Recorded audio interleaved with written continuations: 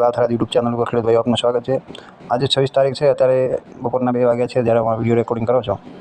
એટલે આપણા વિસ્તારમાં હજુ કોઈ ખાસ સિસ્ટમની અસર થઈ નથી, પણ આજે એવું લાગે છે કે બપોર પછી રાત્રે કે આવતીકાલે બપોર પછી લગભગ અમુક ગામડાઓમાં ગાજવીજ સાથે વરસાદ થવાની શક્યતા અત્યારે દેખાઈ રહી છે। અને બીજો થોડો વરસાદ આ સિસ્ટમ ગુજરાત ઉપર આવવાની હતી, આપણા વિસ્તાર સુધી આવવાની હતી, પણ એનું કારણ છે કે પાકિસ્તાન અને રાજસ્થાન ઉપર એક એવો એન્ટી સાયક્લોન બનેલું છે અને વિરુદ્ધ દિશાના પવનો એમાં ફરતા હોય છે। ઘડિયાળની ઊંધી દિશાના પવનો ફરતા હોય છે। એનો મતલબ કે એવી ઉપરના લેવલમાં હોય છે, અહીંયા જમીન ઉપર આપણને ન દેખાય એ સિસ્ટમને આગળ વધવા દે નહીં। એટલે મતલબ એનો છે કે થોડો આપણે અત્યારે ચિંતાજનક વાત છે કે આ એન્ટી સાયક્લોનનો જો પ્રભાવ આપણા વિસ્તાર વધી રહે તો વરસાદ થવાની શક્યતા ઓછી પણ થઈ જાય।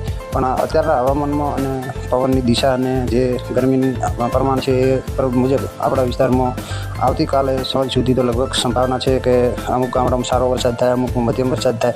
જેમ ધાન્ય પાકોને અત્યારે જરૂરત છે ખેડૂત ભાઈઓ, એ રીતે વરસાદ થવાની અત્યારે તો શક્યતા દેખાઈ રહી છે। કોઈ હવામાનમાં મોટો ફેરફાર ન થાય તો લગભગ બધા જ ગામડામાં સારો વરસાદ થઈ જશે। બીજી એક વાત કરી લઉં કે જે આ ચોમાસું આપણે જે IMD છે, ભારત સરકારનું હવામાન ખાતું છે, અને આપણા વિસ્તારમાંથી ચોમાસાની વિદાય થઈ ગઈ છે એવી જાહેરાત કરી છે છેક દિશા સુધી। એની એક રેખા હોય છે, એ રેખા કહેવાય છે, એ રેખા છે એક સુરેન્દ્રનગરથી એમણે એ માર્ક કરેલી છે કે આટલા વિસ્તારમાં ચોમાસું હટી ગયું છે અને હવે ચોમાસાનો વરસાદ ના છે। એની પણ એવું નથી કે જ્યાં ચોમાસું વિદાય થઈ ગયું એટલે વરસાદ ન થાય, વરસાદ પછી થતો હોય છે। ચોમાસું આ જાહેર કર્યું કે આપણા વિસ્તારમાંથી ચોમાસું હટી ગયું, પણ વરસાદ તો થતો જ હોય છે। એટલે લગભગ કાલ સાંજ સુધી આપણા વિસ્તારમાં લગભગ વરસાદ થઈ જશે અને 28 તારીખનો પણ કોઈ આપણી ભાષામાં કહીએ તો હળવા ઝાપટા પણ આવશે।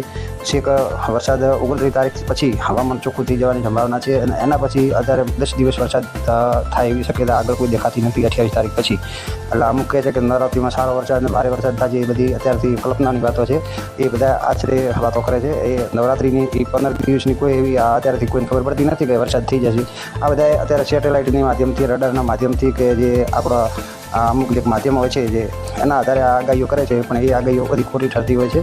એટલે હવેથી એવું ન માની લેવું કે નવરાત્રિમાં વરસાદ થાય ને આપણને આપણો પાક વાઢવો નહીં કે છેક નવરાત્રિ સીધો ઊભો રાખવો હોય તો એ કુદરતના હાથમાં છે, વરસાદ થવો ન થવો એ અત્યારથી કહેતા હોય પ્રમાણે તમારે ખેતીનું આયોજન ન કરવું ખેડૂત ભાઈઓ। અને હવે જો 28 તારીખ સુધી વરસાદ ન થાય તો પછી વરસાદની કોઈ સંભાવના નથી ખેડૂત ભાઈઓ 10 દાડા। બસ એ આજે કોઈ હવામાનમાં ફેરફાર આવશે તો હવે આપણે એક વિડીયોના માધ્યમથી આપણે જાણકારી આપશું। પણ ફેરથી કહું છું કે 27 તારીખ સાંજ સુધી મોડું સુધી લગભગ આપણા વિસ્તારમાં વરસાદ થવાની અત્યારે સંભાવના છે। 24 કલાકમાં કોઈ ફેરફાર થાય તો કુદરતના હાથમાં છે। બસ એ જ ખેડૂત ભાઈઓ, જય જવાન, જય હિન્દ, જય કિસાન।